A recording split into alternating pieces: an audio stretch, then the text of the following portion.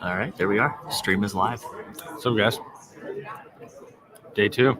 Day 2. Yeah, we had such a fun time doing this yesterday that we're doing it again. Mm-hmm. We are again live from the floor at the Superbook. A little more low key this morning. I think there's a lot of people who were out and about late last night.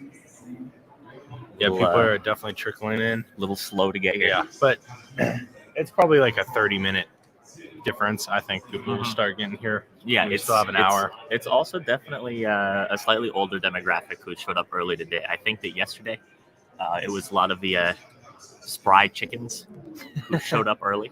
That's true. Whereas today it's definitely the seasoned veterans who are here early, and these spry chickens are still asleep, recovering from last night. So hope everyone had a good day yesterday. I had a pretty successful day, all things considered. Some ups and some downs. Took some couple close beats.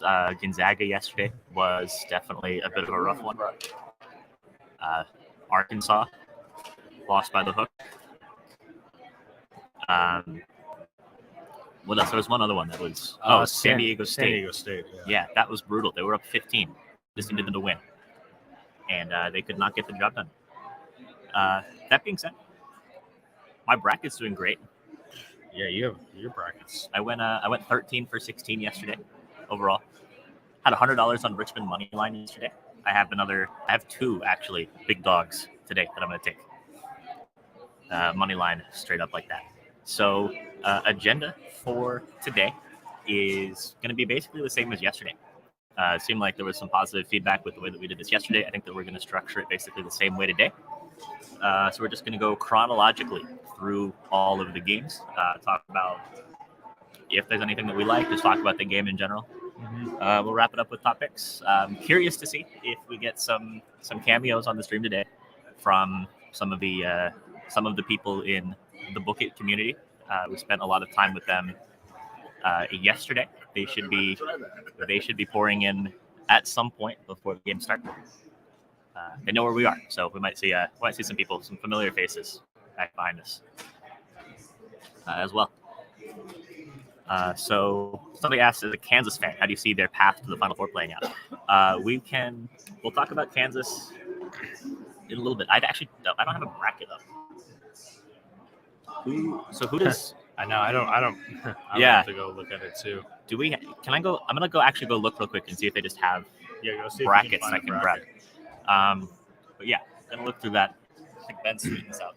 Yeah. The stream is live. Yeah, we'll tweet and then we'll start running through some games here. But as for me yesterday, basically broke even. It was funny because New Mexico State money line was probably my biggest hit, and that kind of saved my day, really. Gonzaga hurt San Diego State, but had St. Mary's and had North Carolina, so all in all, basically evened out. So that was good. So we have the bracket here.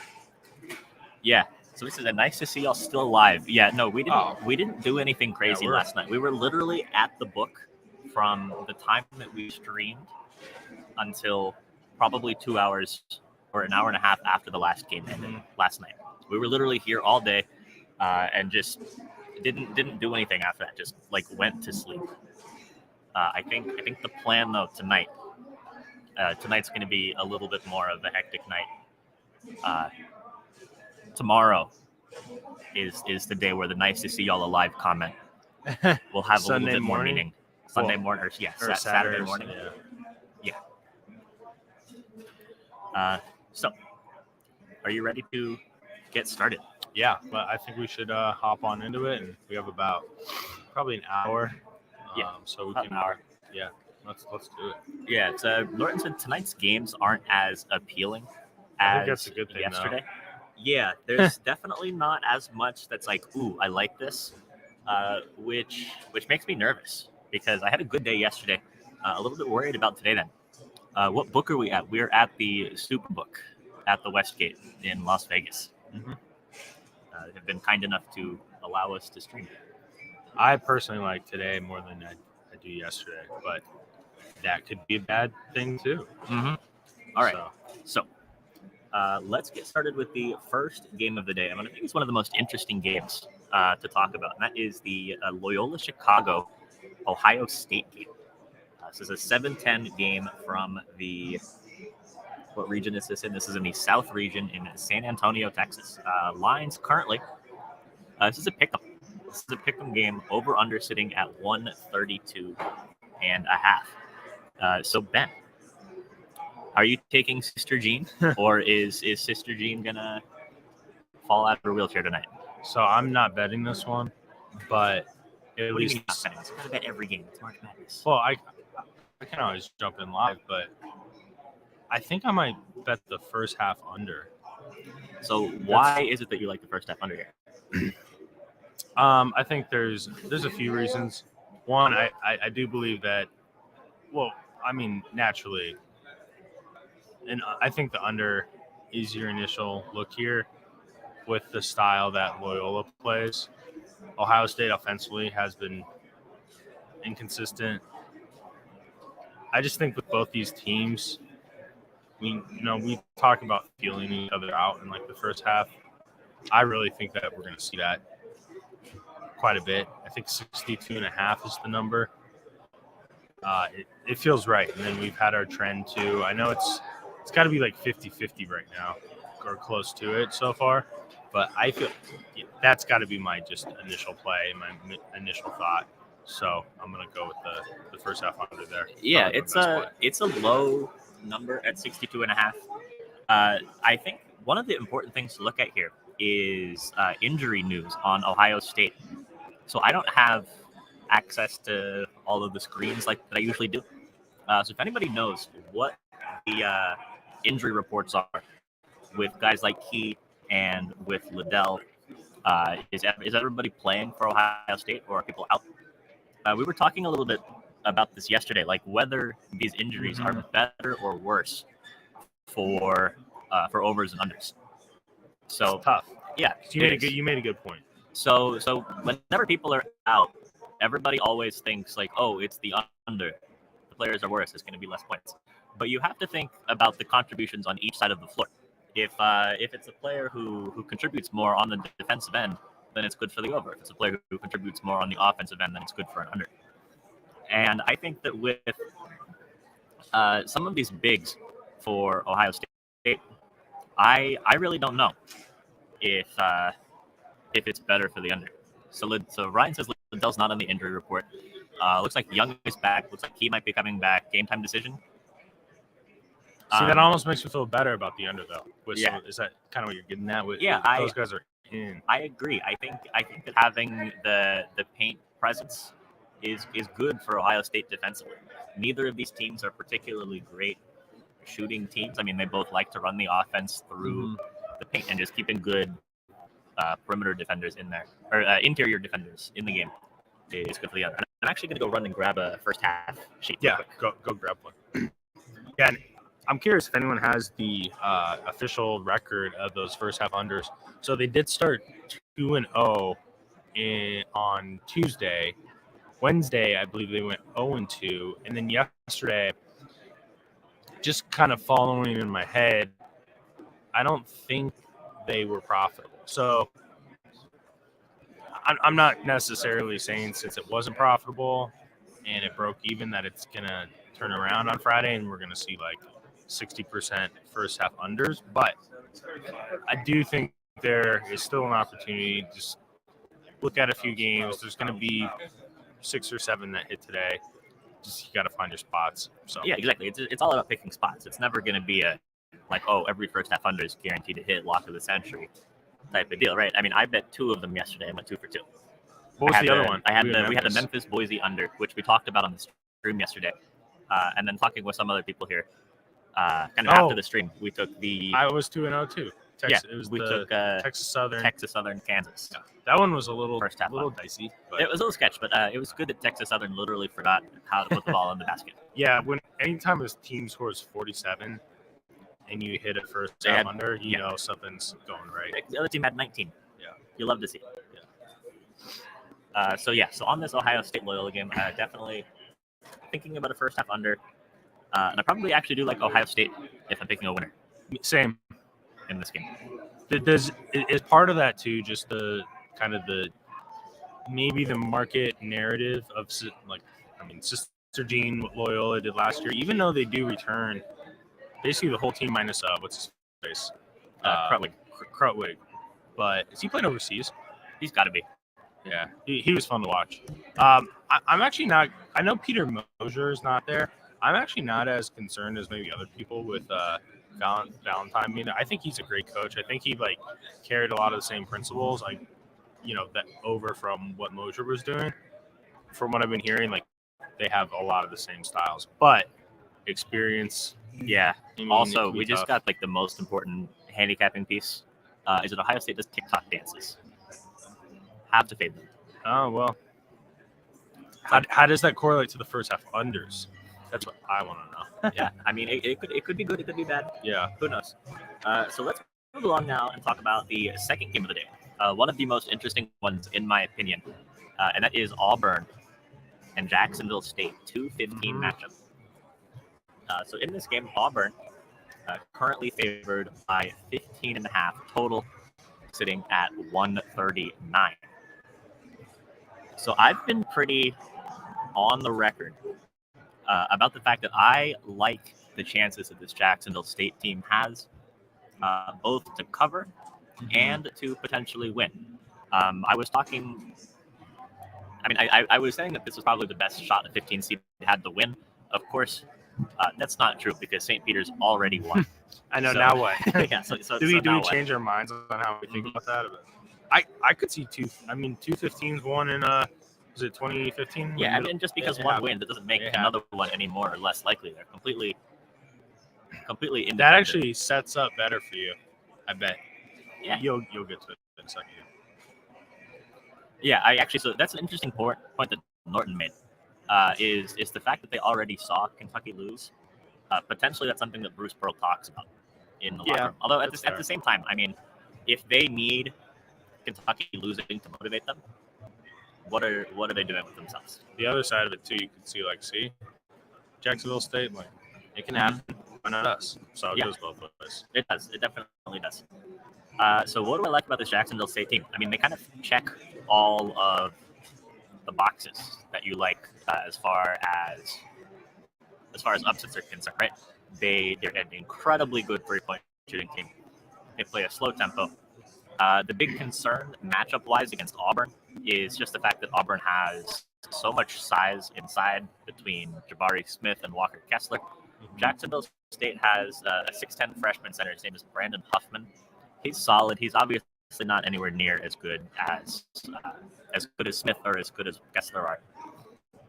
But I don't think it's just going to be a case like a game that we're going to talk about in a little bit, where the team with the size edge can just chuck the ball into the paint in every position. Mm-hmm. There was one game in particular that Auburn played that I think could be a good representation of what we could see today, and it was that Mississippi State Auburn game. Auburn was on the road. Auburn had a great first half. If you remember, I think they were up 12-13. Spread was 3-4. It's a little different with the spread, but then we saw Auburn in the second half get a little hesitant on offense. They were missing threes. Then they almost get into a position when they start missing threes. What do we do? A team like Jacksonville State, I think they can still get the ball in the paint, but Jacksonville State, we know what they're going to do. They're going to live and die by that three, kind of like what Longwood did yesterday. But they died. They died by the three. But hey, props to them. They weren't playing to just cover. They're playing to win the game. Yeah. They just couldn't hit any threes. But the one thing I will say about this game is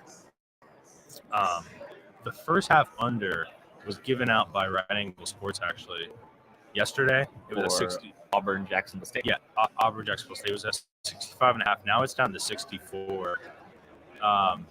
So it's kind of funny. We were talking about how the market moves when someone hits a first half under, and we were talking to John Murray here at the Superbook, and he said that if they do get the heavy action on a first half under, they do have to move the full game, because you can't necessarily just have the first half under moving one way and then the full game staying put in a different direction. That makes no sense. So anyways, interesting. It's at 64 now. I'm not telling you to bet it, but I do want to share that information. So, yeah. So long story short, Jacksonville State. I'm going to place. I'll post on Twitter. I'm gonna put $100 on Jacksonville State money line just for funsies. Curious what it's at right now. What are you seeing? It's at plus 1,000. Okay. I posted my Richmond plus 400 ticket yesterday before the game started. I'm gonna do the same with Jacksonville State, and I'm gonna do the same with another big long shot dog that I like today. Another fun thing about the underdogs thus far. So Matt Tanner, some of you may know who he is from TikTok. So he bet $100 on every underdog. So to start the tournament, he was kind of in a hole. Like it was like, what's going on? Dogs weren't winning. Richmond hit, and then he basically was only a unit down in theory. Yeah. But then he had the big upset with St. Peter's. So now he's back up. But it's kind of fun to kind of track. And I'll have another big dog we'll talk about. Yeah, it looks like Roy said betting $100 in every underdog. Yeah. As well, up like 700. That's the thing. You only need a couple. Yeah, St. Peter's and Richmond by themselves made it profitable. I mean, and then any 9 seeds that won, Michigan as an 11 that won. I guess they weren't a dog, but they were a lower seed. And real quick, before we hop on into this next game, Jester, I don't think they follow a line move like that. I think they know the lines. I don't think they understand like what a move really means. Yeah, they don't have like automated dashboard up in the locker room or whatever. I hope not. That would be a little weird. That's funny. Shout out unabated. Yeah, so let's go ahead and move along to the third game of the day. Ben, one I know that you're pretty excited about. Is this my yeah, this is your big sky. So we have Texas Tech and we have Montana State. Texas Tech, Big 12 conference tournament runner-up, one of the better teams in the country, especially on the defensive end. 15-point favorites against Big Sky, regular season and conference tournament champions Montana State. Over/under in this game, sitting at 132.5. So Ben, what are you thinking about this Montana State team? I've had this one circled. I bet this one. Put $100 on Montana State plus 1,000, so 10-1. This was the one that I talked to Nick about a lot with Big Sky, and I said, hey, if I specifically said if Weaver or Montana State gets in, I'm going to take a hard look at it. And when Montana State first got matched up and I saw Texas Tech, I'm like, ugh, I don't know about this one. The more I looked into it, it does make a little sense. And I think the big thing is that both these teams are going to play pretty slow. Montana State can speed it up. And I think being in the Big Sky, you naturally kind of have to play fast, or it just happens. But Montana State can play slow. Xavier Bishop isn't going to turn the ball over much. Raekwon Battle can make plays, and then Jabril Bello in the paint. And they're going to really try to put the offense through him. I think Montana State can really keep this one close. I really do. I think Montana State is a sneaky team out of the Big Sky. They have talent. The question, though, Nick, is can they score? Because Texas Tech's defense is for real. Yeah, Texas Tech definitely one of the best defensive teams in the country. I mean, if you look at KenPom stats, what are they? I mean, super good. They're up there. Defensively. One of the best teams generating turnovers too. Yeah. Although I think, like you said, just the fact that this tempo is going to be so slow, I kind of see this game unfolding in the same way that the UCLA Akron game did yesterday. Yes. Just in terms of the relative quality of the teams, in terms of the fact that the better team doesn't really have. I mean, they just don't play at the pace and with the consistency on the offensive end to push a game out to a 14.5, 15-point spread. Mm-hmm. I was skeptical about this before, but the more that I thought about it, the more that I do think that Montana State plus the points is definitely. I honestly was too when I first saw it. I was like, oh shit, Texas Tech. It's just too many points. But yeah, I really think the foul. Getting to the free throw line for Montana State is going to be absolutely huge in this one. Mm-hmm. It really is. And they can do it because Bello will draw fouls. He plays very physical, but he's smart. He doesn't go out of control. Like, he's not – I mean, he could pick up an offensive foul, but he's a smart player. He knows his strengths and what they're trying to do in that offense. And Xavier Bishop, He's like a 5'9", 5'10" guard, but he does not turn the ball over. So it's going to be an interesting clash, right? So Yeah. Texas Tech get those turnovers, or can Montana be smart with it? So Yeah, CJ's talking about the Liberty Mutual commercial playing behind it. I mean, at least it's not Stephen A. Smith. yeah, Stephen A. Smith is killing it. My favorite part of yesterday's stream, I hope that all of this came through the audio as we heard it. But Stephen A. Smith was talking, and there was this woman angrily walking away from the TVs and the book, saying, "Fuck Stephen A. Smith! I hate that guy! Fuck Stephen A. Smith!" Yeah, it was loud right into the mic. Yeah, it was okay. In and out, but you heard it. That's good. That was an all-time stream classic moment right there. That was pretty good. So let's move along and talk about the fourth game of the day. First game in Milwaukee. And this is the third-seeded Purdue Boilermakers going up against the 14th-seeded Ivy League champion Yale Bulldogs. In this game, Purdue favored by 16 total, sitting at 143.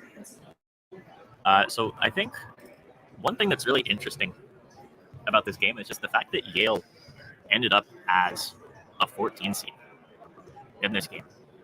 I really am subscribed to the fact that this was kind of penciled in for Princeton as a 14 seed, and then when Yale upset them, they just didn't redo the bracket. Almost like they looked at it and they're like, Yale really should be a 15, but there's nothing about this Yale team that screams 14 seed. I mean, you know what, Nick? If Princeton and Yale, if they played 10 times in that same atmosphere, I really do think Princeton wins 6 or 7 times, to be completely honest. For sure. And I know Swain went off in that game. A lot of you watched it. Princeton almost came back in. They almost backdoored and won the game. So I just think Yale is in a huge disadvantage. This is a terrible matchup for them. It's a really bad matchup for Yale. Yeah, you can talk more about that. Yeah, so the reason this is a bad matchup for Yale is just the fact that they don't really have any size. They're a very guard-heavy team. The forwards that they do have are very small. And against a team like Purdue, with 7'4" Zach Edey, 6'10" Trevion Williams behind him, one of those two is always going to be on the court. They're always going to have the advantage on the glass.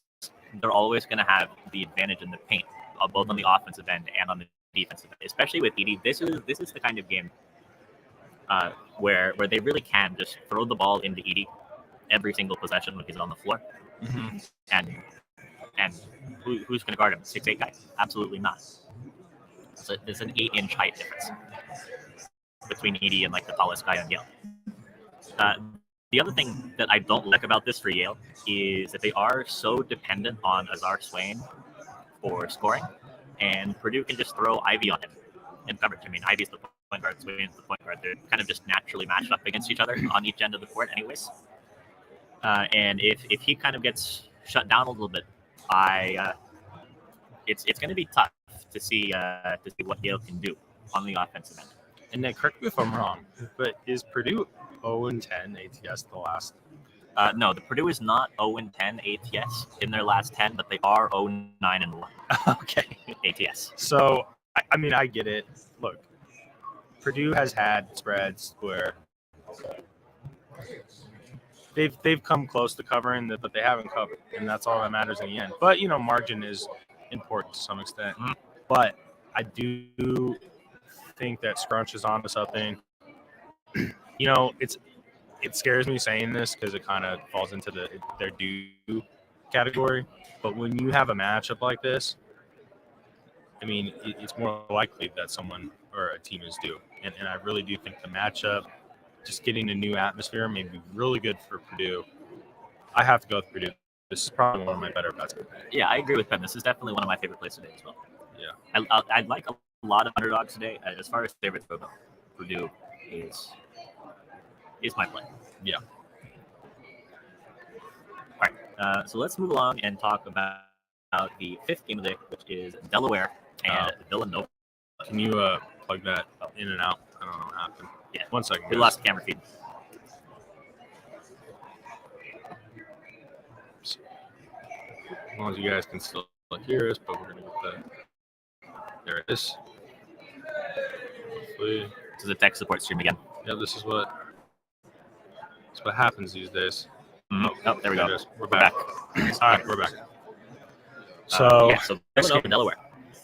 Somebody earlier was asking us to talk you off of Delaware. I mean, this is a game I don't really have much of an opinion on. I've gone back and forth a few times. It's a weird game because it's almost like a lot of people don't think Villanova is going to lose. Like, of course, but it almost feels like a Kentucky spot, like the way we look at it from the standpoint of like, we don't think Villanova is going to lose. It's not a Jacksonville State game, but can Delaware cover? I don't know. I personally don't have a lot to say with this one. No, me neither. So lines in this game, Villanova minus 15.5. Total sitting at 133.5. I mean, the model thinks that this is going to be pretty much spot on both of these numbers. I like this Delaware team.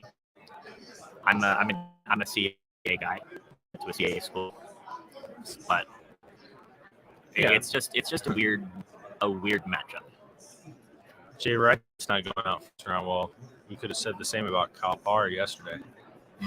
So you never know, but I mean, Villanova's been playing pretty sound ball. I have to leave with Villanova with points. I know it's probably pretty square, but whatever. Yeah, that's my lean. I'm not betting. So. Yeah, the other thing that I might be interested in is actually the over in this game. I mean, Villanova's going to be able to shoot the ball well, and I think Delaware can get it together on offense as well. I mean, and I don't think that Delaware is going to like do much of anything defensively. I think if that gap kind of increases a little bit, we could see the tempo pick up. And Nick, one thing, just like as a whole yesterday, I'm trying to be careful saying this because it could be a little anecdotal, but watching the live lines quite a bit, if a live total was under the full game total, a lot of those live lines stayed under pretty well. Again, I want to be careful. I don't want people. Something very interesting because not only in this game, a lot of other games, especially when you see that point.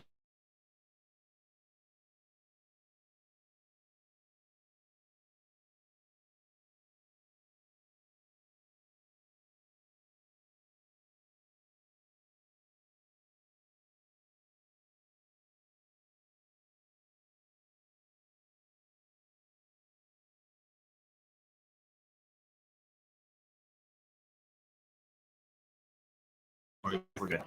Okay, cool. All right, that's weird. Hopefully, I have to. Yeah, we're good. Don't fuck with that. Not over live.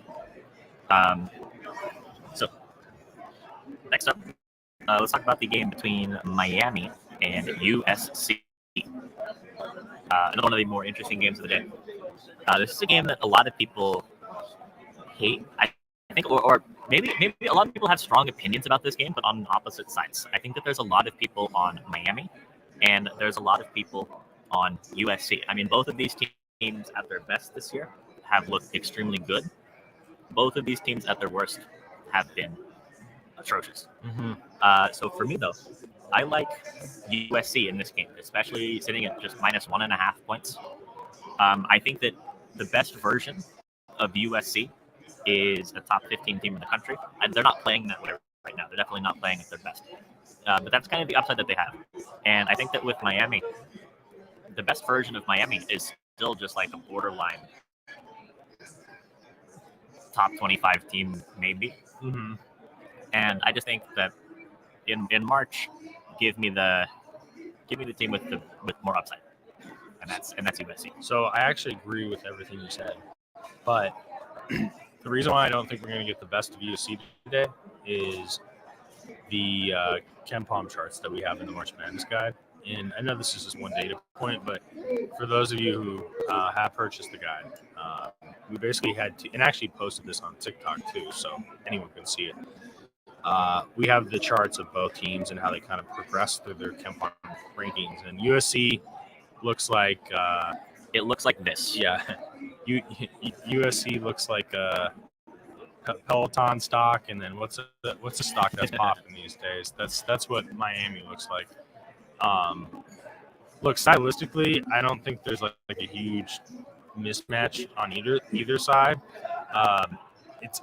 I feel like this is a game that's going to be like really close to the final spread and total when it's all said and done. I don't think there's going to be like a huge variance.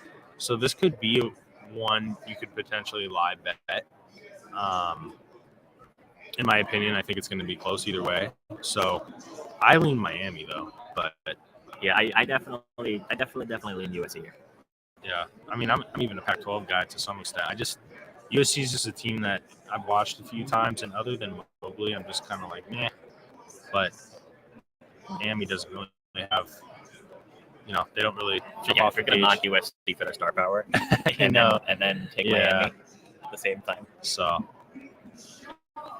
we can agree to disagree on that. Yeah, that's fine. Real quick before we kind of hop on into the next game here, we want to make a quick plug to our March Mania contest going on. You guys can enter. Yesterday, people started to jump in, and top 10 is getting a little more competitive, but over $1,300 in prizes. Top prize, $200 value, sporting event package, free memberships, free shirts up for grabs. You just have to refer a few people, and you're flirting with the top 10. Scrunch, I don't see your name up there, man. I'm getting a little worried about the effort you're putting into this contest, so I'm gonna need to watch you there and creep into that top 10. But anyways, there's the link, guys. Be sure to join. It's easy, it's free. We like free stuff. That's plus EP. So says he's back up in the top 5. Oh no. Oh, okay. I gotta check in. There's one guy who I'm like, who the hell is this guy? He has like 700 points. He really wants that. Yeah, top prize. So yeah. Also, it looks like we've reached the point of the day where the line is starting to build and build and build. Mm-hmm. It is officially stretched all the way behind us. Yeah, she's gonna find out like, oh, it's not. I thought it was Trent. I'll be like, sorry, it's just. Is Trent a lady in the back? No, I was talking about us, and she was like, is that Trent? We might see Trent. Yeah, Trent. I feel like he's struggling. I bet over under is Trent sitting down by the first game? Absolutely. No. I think they'll roll in like 2 minutes before the game has started. What do you guys think? We'll see. He was a little drunk last night, but he lives in Vegas. It's not like he's like, I'm new to this. So yeah, I mean, I don't think they did anything last night either. Yeah, more just. I wish we could fade the Mountain West, but they don't play anymore. So it would have been a good strategy. If yep. you, I mean, all in all, they really, in my head, they went 1-3. But they did. So let's talk about the next game, which is Notre Dame and Alabama. So 6 seed Alabama favored by 4 in this game. Over under sitting at 152. So Alabama, inconsistent. Very, very inconsistent. So I see Redmond and KDW both said they like the under. I like the under as well. I might even be more interested in a first half under in this game. So Notre Dame played Rutgers in that play-in game, which is a game that we were actually on the first half under in that game.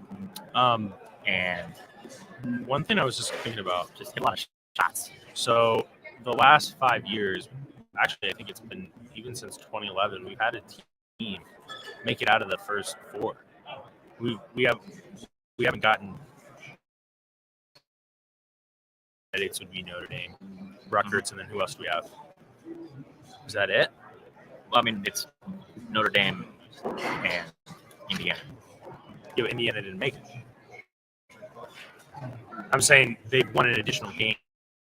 Oh, I mean, Notre Dame's the only one left. Yeah. So it's good. So I mean, but that doesn't mean it's like guaranteed. That doesn't increase. I know it's not. Of winning. I know. I'm just saying it's a very interesting trend. That's all I'm saying. Yeah, I wouldn't blindly just bet Notre Dame for that reason because I like Alabama here. I think Alabama has a little chip on their shoulder. I really do. Yeah, Like they've beaten Gonzaga. Yeah, I mean at their they're still Wright State. True. If you want to take Wright State to win, go ahead. Yeah, we got Wright State. So I gotta go Bama. I think Bama. I mean, no doubt about it. If they play out their best, they're gonna win easily. But the question is, will we get that? I'm not sure. But I think the first half under is a pretty good look here, considering Bama may shoot just. They're gonna ride or die with the three, but I would worry about Bama getting hot like UNC did yesterday. That's always a possibility. Yeah, it's always a possibility. I think it's overall pretty safe. Yeah, it's like nothing specific about this game.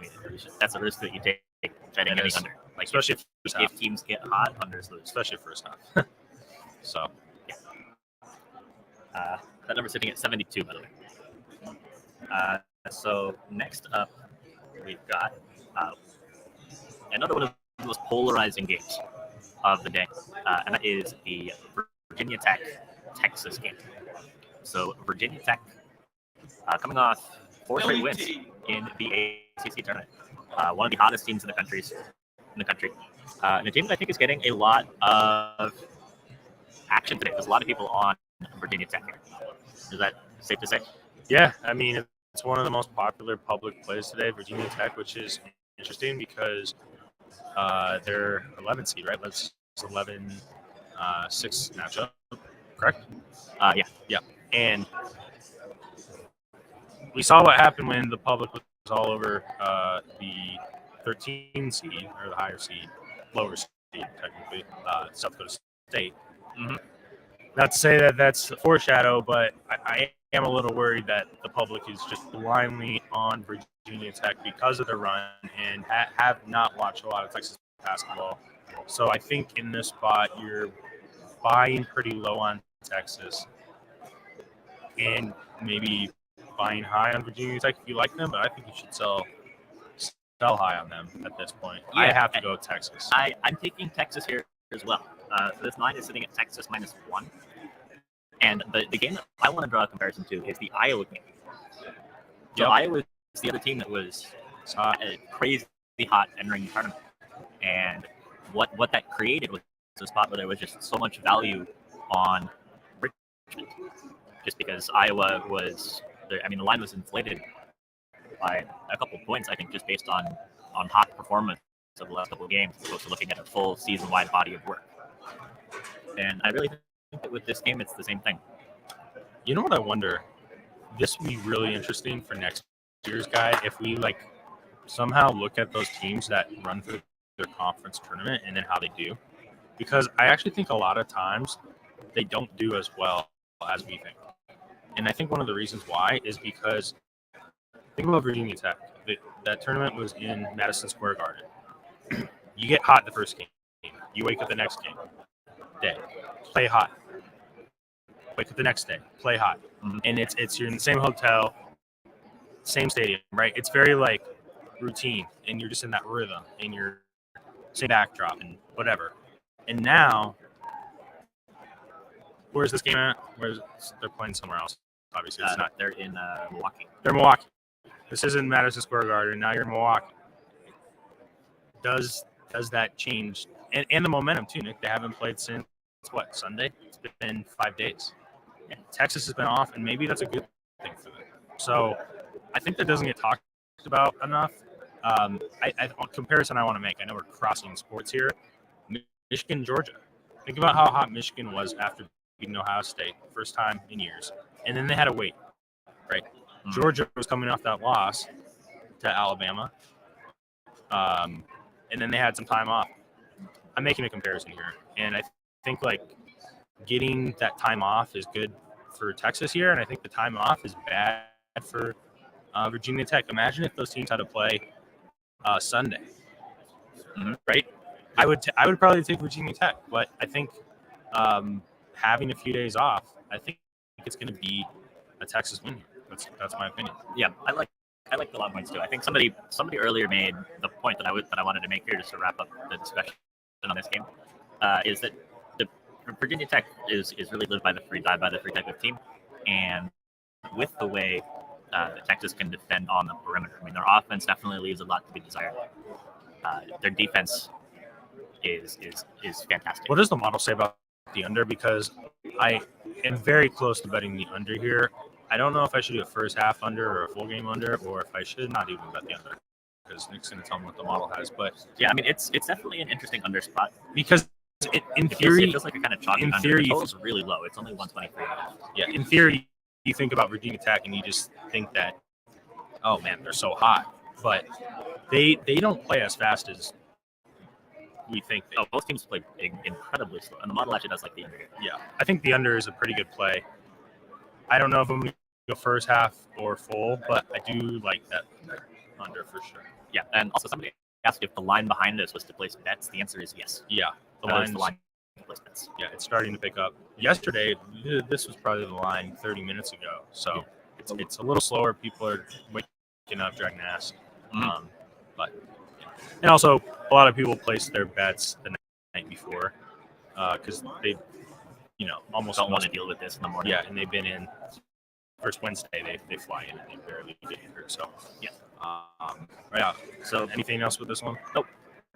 So moving on to the second half game, starting off with Chattanooga and Illinois. So Illinois 8-point favorites in this game, over under sitting at 135.5. And basically, we recapped this yesterday or today. Nick and I basically broke even one way or another, right? I'm pretty much literally. I have like an extra $20. I mean, it's basically a break even for me. So my bracket's doing great. I went 13 for 16. Mm-hmm. Actually, I will say the guide overall did really well. I think the guide did better than I did. There were just like a couple bets I forgot to place. Yeah, like I forgot to place Akron. Akron was a really good one, and then took bad beats on against St. Peter's, right? The model liked St. Peter's. Model did like St. Peter's. Yeah, at like 6 points. Yeah, I think if you can survive day one to the point where you're not in a huge hole, you're all right. Yeah, because then what happens is people try to like climb out of the hole. So yeah. I also hit on Richmond money line yesterday. Posted that ticket on Twitter before the game. Also, I think Akron wins that game if Freeman doesn't foul out too. Yeah. Really, also, it was that close. So speaking of Richmond money line yesterday, I'm going to do that again in this game. Chattanooga money line. Okay, are you worried though about Coburn in the paint? No, I'm not. I am. Chattanooga has Silvio De Sousa. I know, but I mean, if you look at the numbers though, they're really not as good defensively as you would think was Sosa in the lineup. I mean, I guess it's a matchup. I mean, so the defensive numbers are weird for Chattanooga because they play in the surround. So who do they play? They play like the Citadel. They play VMI. Mm-hmm. They play half of the teams in that conference are teams that jack up 43s a game. Yeah, and they don't play against bigs inside like that. Mm-hmm. So I think that from that perspective, I mean, our Chattanooga's defensive numbers great. Are the teams that they play similar to Illinois? Mm-hmm. I thought it was a chair, not a bar stool, but close enough. Yeah. Also, he could get into foul trouble too. I mean, he could. Coburn could get into foul trouble. That's who I'm talking about. No, but Coburn has quite a bit this year.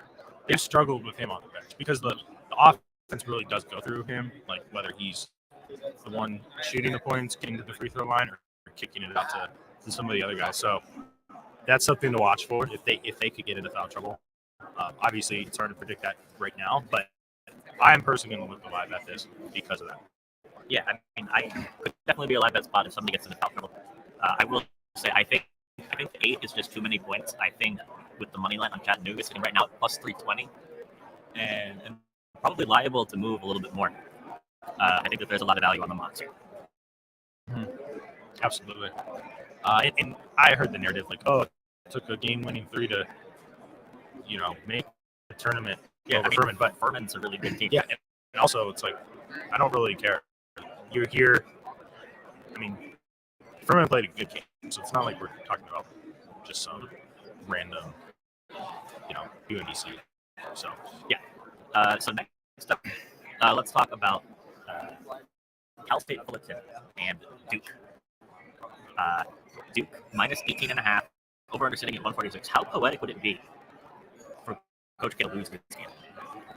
if Coach K loses this game, I think this would be one of the most epic losses in sports history. Yeah, like just from the standpoint of a legacy standpoint, like that's like if Tom Brady went out and had like 5 interception game.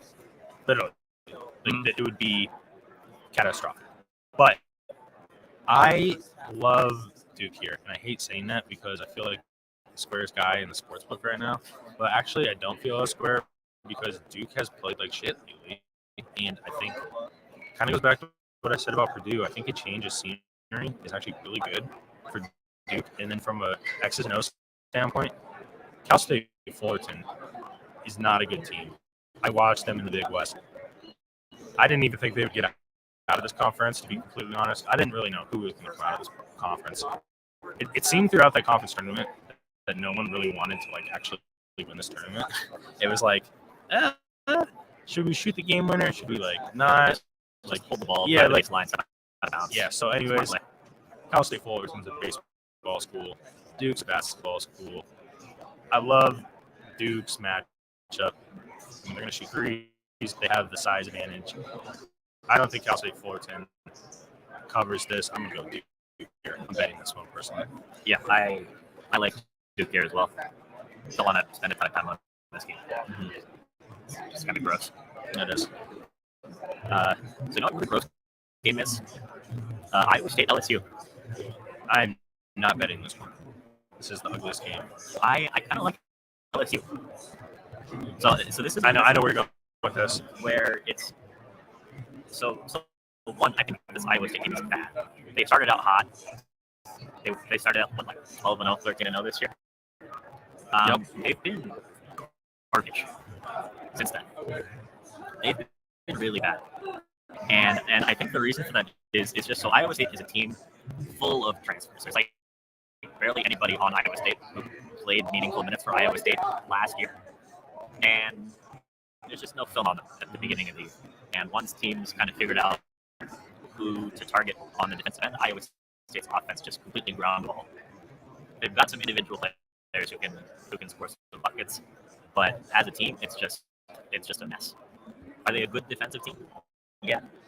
I think it's just that LSU is just better at the same things that Iowa State is good at. Is LSU the first team ever to make the tournament? And Yes. Yes, and to have their head coach fired, I'm trying to think of a time frame. It was literally the week of or the week before. Yeah, I mean, it's a really weird circumstance. I guess that's the important thing to talk about is that Will Wade, Wake Forest coach, did get fired in light of NCAA sanctions, violations, whatever, notices, whatever. So that is the one concern for LSU. I'm actually not so worried about it though. And I think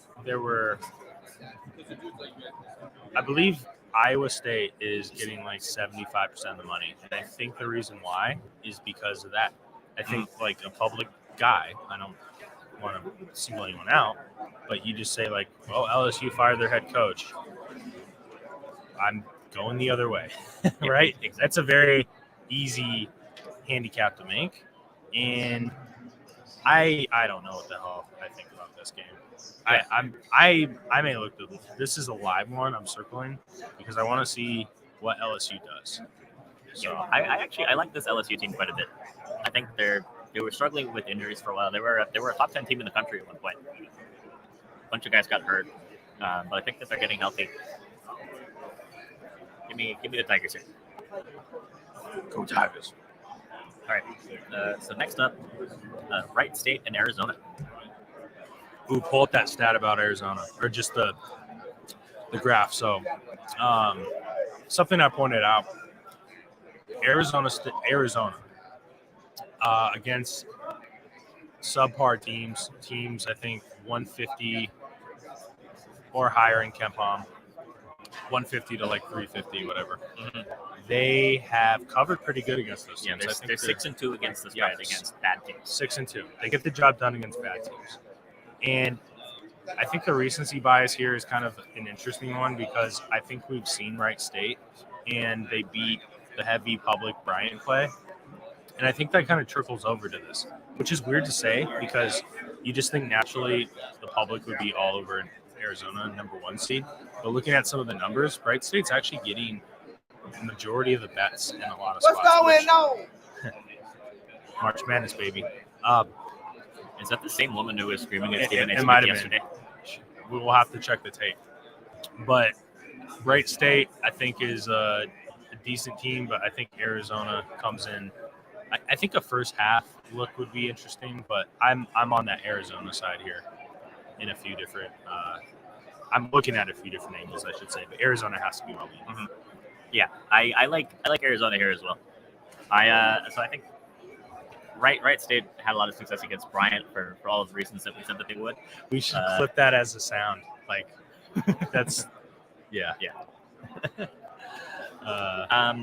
Just so Wright State beat up on Bryant offensively through ball movement, exploiting the zone. Arizona doesn't really run any zone. Yeah, and they're definitely not in this game.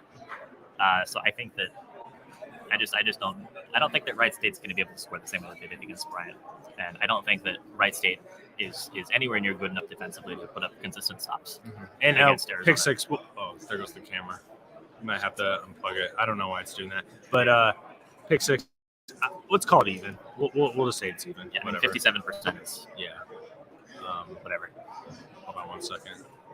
I like touched the USB port with a piece of paper, literally with a piece of paper. There you go. Let's see here. Yeah, Arizona for me.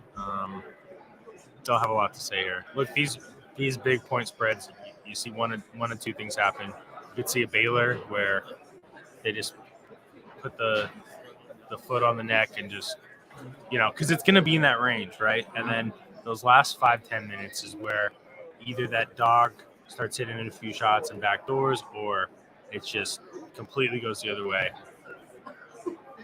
Yeah, we'll see. Yeah, Scrunch, what do you mean you need to upgrade Nick? Like, do I need to be upgraded? Yeah, that's how it made it sound. To something else? We don't want to replace Nick. Or is it like a comma in between upgrade and Nick that didn't get typed out? And like I need to. Or maybe he's talking to me. You, comma, need to upgrade Nick. Yeah, I mean, the setup is a little scuffed here. We're on a laptop. Oh, we got dogs, Lord. Yeah, we got Jacksonville State. We got Montana State. We got dogs. Got Chattanooga. Yeah. All right. So next up, one of the more interesting games today. UAB and Houston.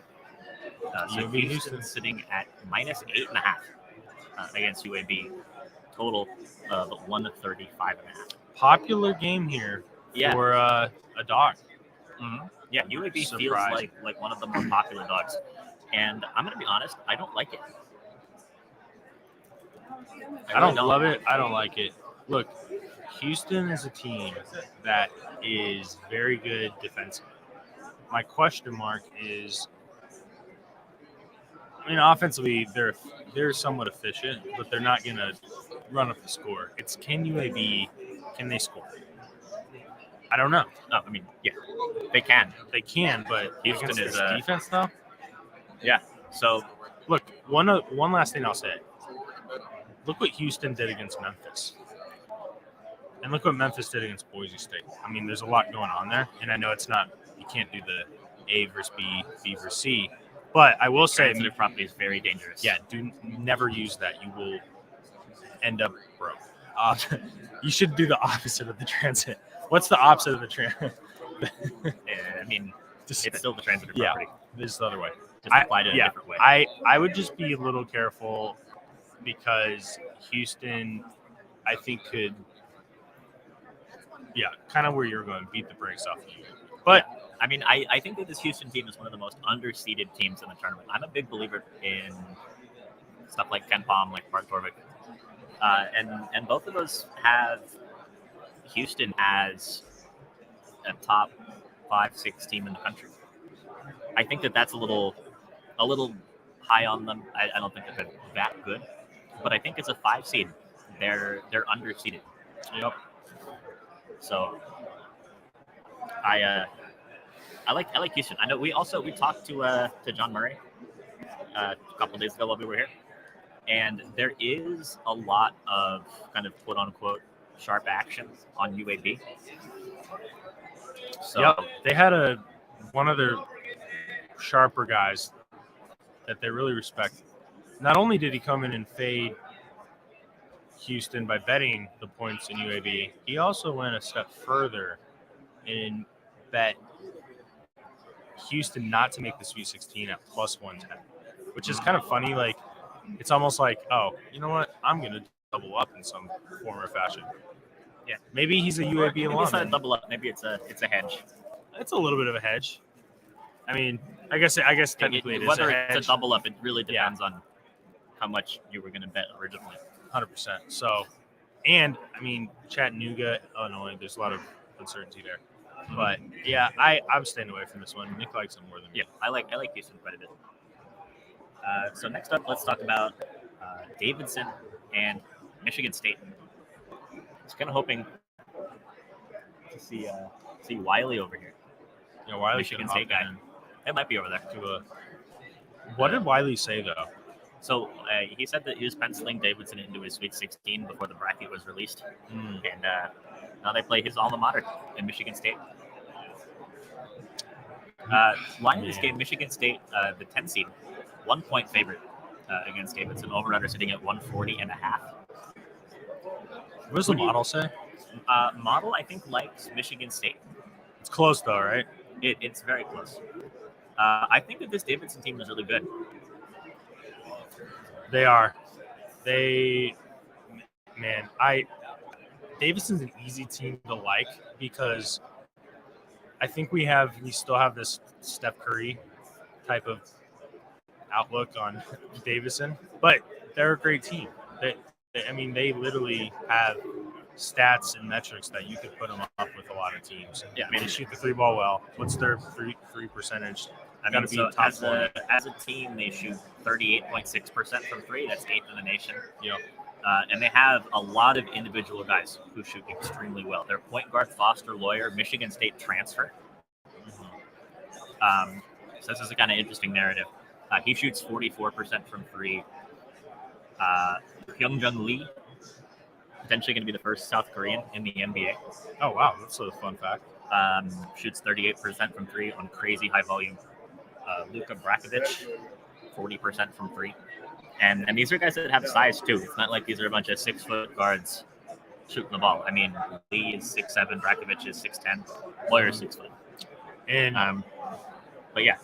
One thing I want to mention, again, this is getting a little bit back into that transitive thing, but Richmond beat Davidson, right? Yeah. That's how they got in. Look what Richmond did to Iowa, right? Does that make you feel – it has to make you feel a little better about Davidson, and it's a very, similar matchup. A-10, Big 10. A-10, Big 10, right? I think that the Atlantic 10 was robbed, and I'm gonna throw a diss on the Mountain West right now. You deserve to do that. I don't understand why the Mountain West got 4 teams in the tournament and the A-10 barely got 2. When if you watch the basketball that those schools play, I really think that there's basically no difference in quality. So, Davidson. I model like Michigan State by 1.5. Davidson 1 point dogs.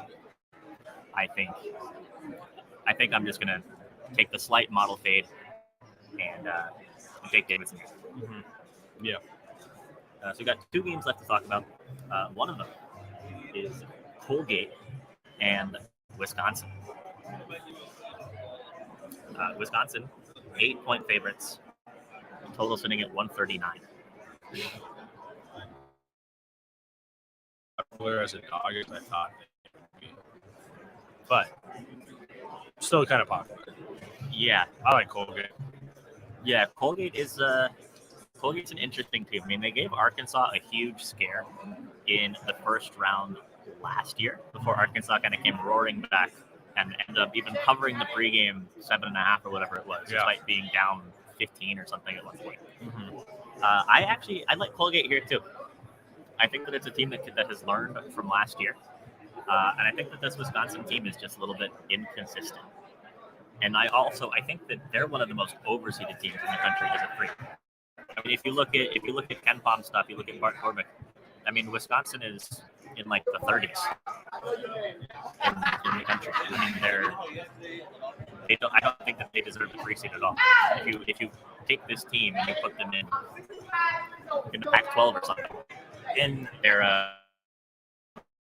have the Johnny Davis narrative, right? Where if he doesn't have a good game, what happens? Like, do we have to rely on Brad Davidson to take Wisconsin to the next round? I don't know if you want that from a scoring perspective. He can. I mean, he's had games where he does that, but I mean, the output that Davis puts in, it's tough. Yeah, so Colgate money line here is plus 300, and I want to address the comment that 7-1 Gaming said. Colgate hasn't played anybody this year. You know who else hadn't played anybody this year? Vermont. In a very similar game, the spread that wasn't even as big as this against a team that's probably better than this Wisconsin team in Arkansas. And I think that what we learned from that game is that the 3-point shooting translates. I mean, it doesn't really matter who you played, right? The hoops are 10 feet. Hoop, the line is the same distance from. Yeah. I mean, you don't shoot worse, or I mean, at least very marginally so. Yeah, who did St. Peter's play? Right? St. Peter's, they played Iona. Yeah, right. And I think that's a big thing. Really. Like, unless you have a team that has a lot of like length on the perimeter, I think it's pretty much, pretty much if the team's hot, they're hot, and if not, they're not. Right? I mean, we've talked a little bit about this. I think there's stuff into like how a team schemes, but I just don't see Colgate coming into this one and having just a dreadful shooting night. Yeah, I mean, it's always possible. It's a risk that you run betting on any team or against any team for that matter that relies so heavily on the 3. But I think at 8 in this game, Colgate is definitely worth the look plus the points. So Colgate plus the points, you think is a better look than a money line? I don't know.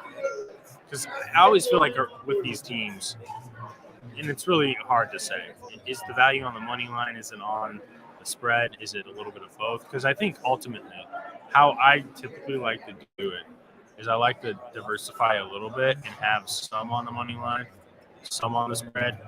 If both win, you're still you won both bets. You're not going to win as much as you won if you just put it all on the money line. But if they cover and don't win, you could break even. You could set it up that way. You set it up so at whatever margin you want. Yeah. So that's always an opportunity. Yeah. One way to do it. So last game of the day is TCU and Seton Hall. And I have to say, this is one of the games I am the least confident in, just because of the fact I haven't watched a whole lot of Seton Hall this year. And when I say that, I think I haven't watched any Seton Hall this year. I haven't watched a lot of Seton Hall or TCU. TCU was one of those teams TCU was one of those teams that they were like never on TV on ESPN. It seemed like it was like Iowa State, Texas Tech, a little bit of Texas, Kansas. TCU, I think TCU was on with Kansas that one time. TCU had a big one against Kansas. They beat Texas in the Big 10 or Big 12 championship. TCU is a great team. I think a lot of people are on TCU here, but this is one of those weird. It's an 8-9, right? This is it's going to be a close game. This is going to be a close game. 8-9s are tough. I mean, they're really tough they're coin flip games in my opinion. San Diego State, Creighton, very coin flip. There's a lot of coin flip games. Yeah. I think for me, this is a spot where I'm just going to trust the model and take Seton Hall. TCU's played a bit of a better schedule, but I just think that Seton Hall has more diverse options on the offensive end of the court. I mean, TCU is an excellent team. They can make it far in the tournament. I mean, they run into Arizona Yep. That'll actually be an interesting matchup. If TCU can kind of deal with Arizona the same way that they did with Kansas, they can definitely make that a fight. But I've got to take Seton Hall, although, again, very not confident. Yeah, this is a tough one. I know what Trent and some of those other guys are TCU alums, so I don't really want to bet against them just from the standpoint of a social aspect. Yeah, but I don't. Yeah, I just don't. I don't like it enough to bet any.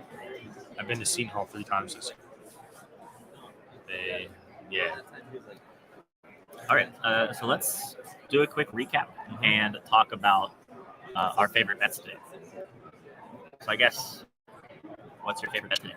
Or are there like a couple bets that you're on that you want to jointly give? So yesterday I think I gave out St. Mary's. I'm glad that one hit because then I can come back on here and I feel a little bit better about myself. What was your best bet yesterday? Gonzaga. Oh shit. Which you know what? At least it's close. At least you didn't come on and say Marquette. And then you have to show face. I mean, I didn't like Marquette, but yeah, I don't. Yeah, you know what I'm saying. Like it's just like that. I think I have to look at the. Can you grab the exact numbers? I mean, yeah. You think it's still? It's within a half. Yeah. Either Duke or Purdue. I'm saying you're going with the big favorite today. I am going with the big favorite. I'm just trying to figure out which one.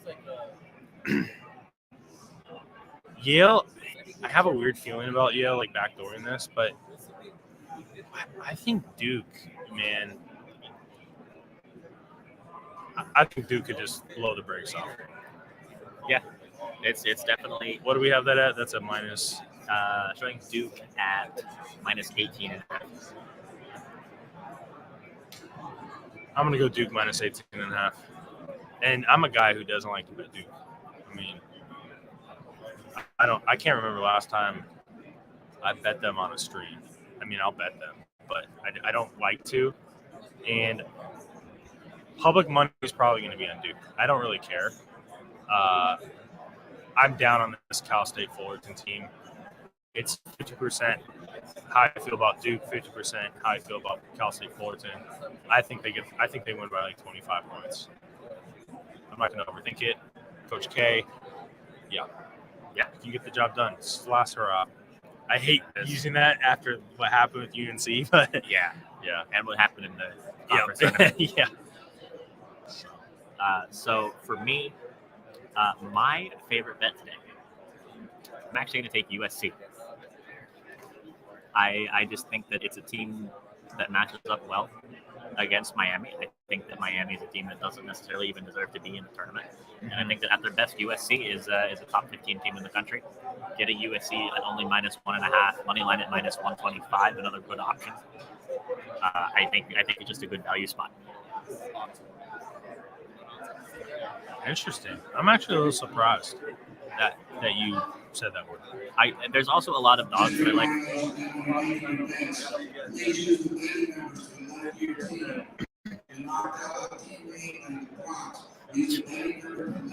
I can just see people coming up there. They're like, "Give me Duke."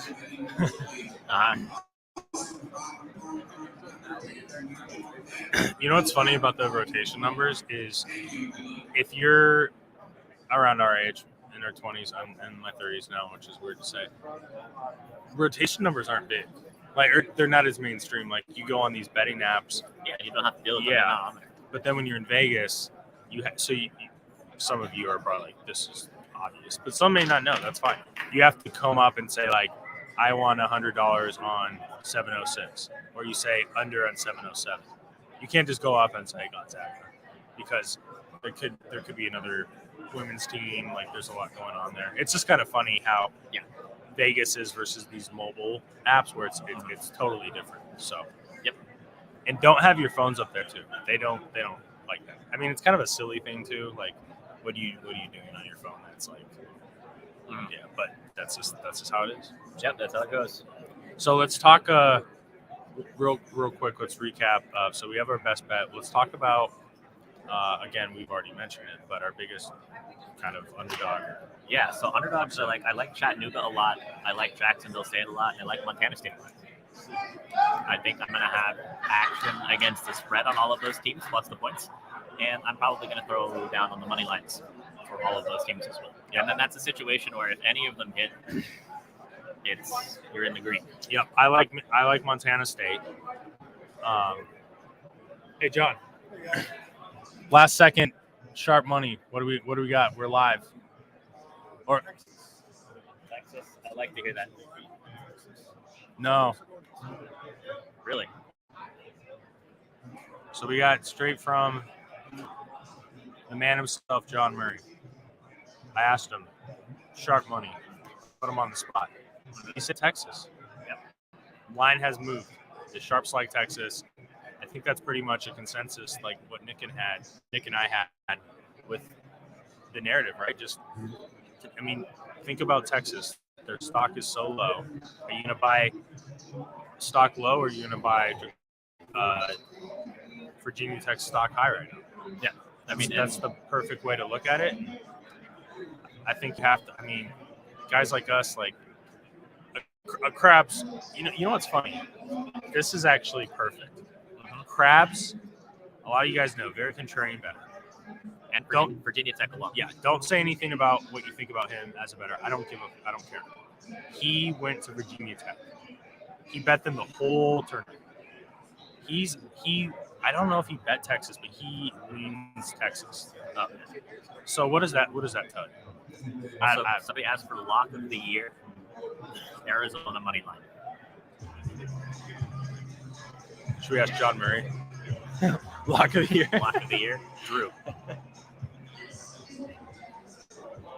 Arizona team total over 0.5. And yeah, it's always funny when people look into the stream. Yeah. There was a little bit less of that yesterday, a little bit more of it today.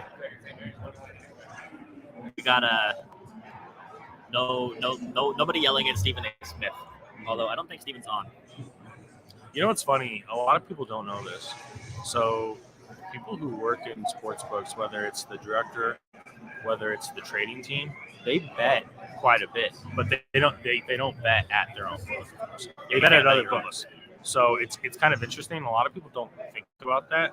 Most of these people are bettors themselves, and they have access to some decent information. So why would you not bet? Right? Yeah. It's something interesting that I don't think a lot of people think about. I didn't really know that 2 years ago. I kind of learned it over the years. It's pretty interesting. Yeah, it's very interesting. We know some people at Betfred. I know another guy at DraftKings. Like, everyone still bets. They don't just book action and state. They want to have their opinions too. So it's kind of interesting. So I think I'm going to go Ohio State Loyola under to start. If you guys want to sweat with me. Yeah, I think I'm not putting a little bit of action on the first half. I'm going to put I think I've actually already bet it. I put a half unit on it.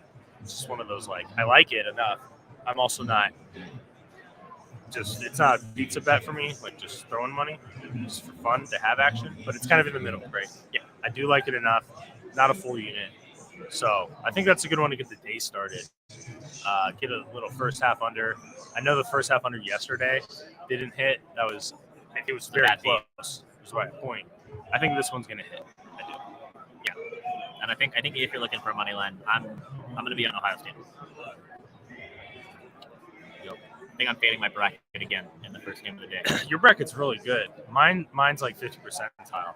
Yeah, right in the middle. 99 percentile. Yeah. All right. Last words here. Yeah. I'm trying to drop these links, but I'm having. I think we've got. Let me do this. In a couple minutes. Let's see here. Also, guys, I would still look into. Let me do this. Getting the March Madness guide. Actually, college basketball guide. You can't say that. Choose copyright, whatever. Let me just pull this up. It's great, guys. And I think, Nick, I would feel very confident with people still purchasing it today that you're still going to get enough value out of what it costs. Yeah. Trying to pull it up here. And what are you trying to find? the link for the guide. Got it right here. I just got to do this. I think you'll be able to use it for the next rounds too. And I think that's the beauty of it. It's not just like a one and done type thing. Also, Nick, I didn't tell you, but I think it's going to be a decent idea that we're going to email out a few model scores for the second round to people who purchased it. I'm not promising every game, but I'm making the executive decision that we're going to send out a few model scores for next round game. Because a lot of people have asked, like, I want model scores. Like, of course you can sign up for a subscription and get all that information, which I would recommend. But also, you can get a few of those games. I'm going to email them out. So I just want to let people know. Again, not every game, but you'll get a few. So I just wanted to say that. And then use the promo. It is Buckets, $5 off. LSU. Nick like LSU, right? Yeah, I like Yeah, LSU you like LSU. in that game. And it's already paid for itself. That's what we love to hear. Yep. You know what's funny is, like, I think I would have had a better day yesterday if I literally just blindly bet the model, like the model score. Yeah. I think we would have been up, which I think is a good case study in and of itself. and I will admit that. 1 second. LSU opinion leans on totals for the Ohio game. First, yeah. So we like the under 62.5 under first half. Under first half. And Roy, it's always great to see you. Hope all is well. Thanks for all the subs you give. All right. Any last words for the people? Nope. I think it's time to wrap up. I do agree. We're starting in about 5 minutes here. Yep. Game's come off in 5 minutes. I've got to run upstairs to my room. Yeah. Grab something. And I'm gonna tweet out all my plays today. I didn't do that yesterday. Sometimes I just forget. There's no reason why I don't or do. I have so much to do with content and all that. So sometimes I just forget. So, but Nick did tweet out his Richmond play before the game. I put the Richmond moneyline ticket on Twitter before the game. Did you see what someone commented and deleted? No. They said, "Oh, of course you post the winners," and I'm like, I posted it before the game started. I was starting to tweet it out, respond. He deleted it. Oh, because he probably realized that I was like, yeah. People will find anything. I'm doing it again. We're doing it again. You're going to see the Jacksonville State moneyline ticket. You're going to see the Chattanooga moneyline ticket and the Montana State moneyline ticket. Yep. All right, guys. We're going to call it. I appreciate you hopping on with us. Best of luck today. And let's go get them. See you later. Yep.